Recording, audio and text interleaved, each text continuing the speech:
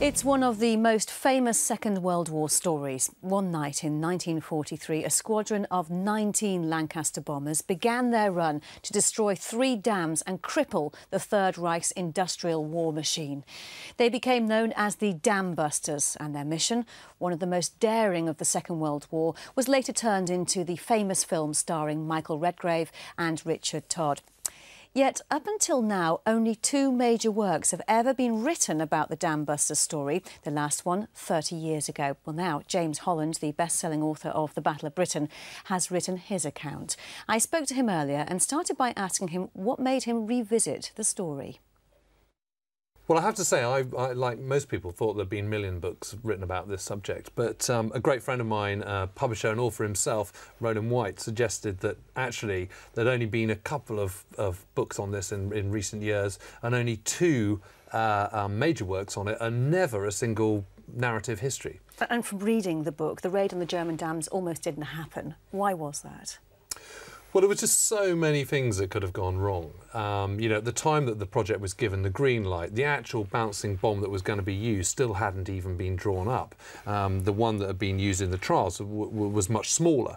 And all sorts of things could go wrong. The squadron that was going to deliver them hadn't been formed. They hadn't been found them at all. They hadn't adapted the Lancaster that was going to carry this weapon.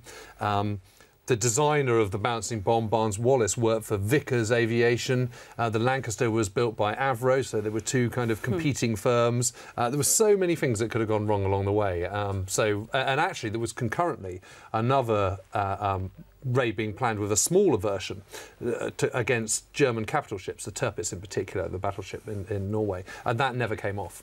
And the way you've written the book is very much like a historical novel. We get to know a bit about the characters. Guy Gibson, tell us who he was and what he was like.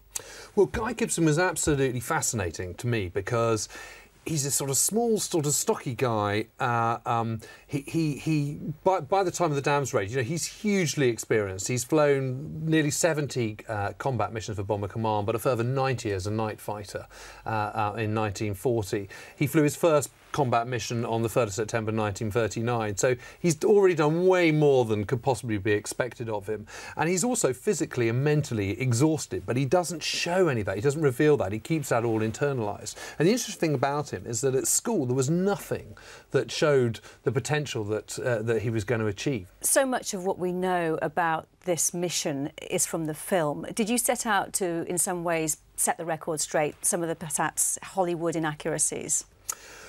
Well, yes, and it was interesting when we were making the film that sort of accompanies the book in a way. It was amazing how many people would stop us and say, "Oh, you know, what are you filming?" And we'd say, "Oh, we're making this documentary about the Dambusters," and everyone would say, "Oh, what are you going to call the dog?" And it's amazing how these little things have kind of sort of come in and kind of almost infected the main story. I mean, you know, the dog never flew a Lancaster. No one really minds about that. So, you know, there was an opportunity to set the record straight, I think.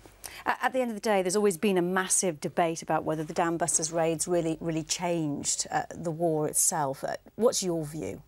Well, I think it was incredibly important. It's sort of become fashionable in recent years to say that it didn't achieve an awful lot more than just a good PR coup for us. And the naysayers point out that the dams were largely rebuilt in about 5 months. But that took an amazing amount of money, logistics, manpower, diversion of resources to achieve that. And of course, you have to ask yourself, why do they have to rebuild it in 5 months? When right in the middle of that period, the Allies were landing in Sicily, Italy was about to come out of the war, and in the Eastern Front, the Russians were counterattacking at Kursk. I mean, this couldn't have come at a worse moment for the Germans, and yet they're prepared to divert all these resources. And the reason is because not only are they massively iconic structures within Germany, they're also very, very important. There wasn't a water shortage in 1943, but there would have been in 1944 had they not been ready to capture the winter rains of 1943 and 44. And today's armed forces, reading this book, what would you like them to get out of it? Well, I'd like them to have an entertaining read, certainly, but I'd also like to think that the guys that are out in Afghanistan, for example, where 617 is serving at the moment, I'd like them to feel that they're kind of sort of part of an important legacy. James Holland, good to speak to you. Thank you very much for coming in. Thank you.